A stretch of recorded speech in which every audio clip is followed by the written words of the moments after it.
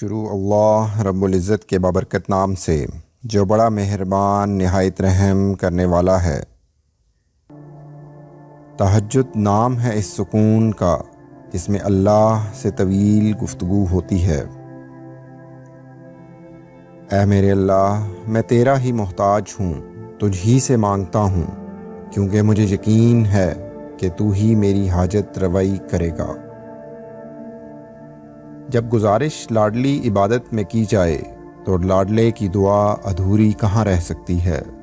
پھر وہ ہو کر رہتا ہے جو اس کا بندہ اس سے مانگ لیتا ہے۔ اگر اللہ نے وہ لے لیا جس کے کھونے کا تم تصور بھی نہیں کر سکتے، تو یقین رکھو وہ کچھ ایسا بھی دے گا جسے پانے کا تم نے سوچا بھی نہیں ہوگا۔ جیسے وہ رب سجدے سے پہلے تمہیں دعا کرنا سکھاتا ہے، ویسے ہی وہ تمہارے مانگنے سے پہلے قبولیت کے وسیلے بناتا ہے۔ وہ محبت کس قدر پرخلوص ہوگی جسے تہجد کے سجدوں میں مانگا گیا ہوگا۔ مجھے معلوم ہے اسے کیسے منانا ہے، بس تہجد اور کچھ آنسو۔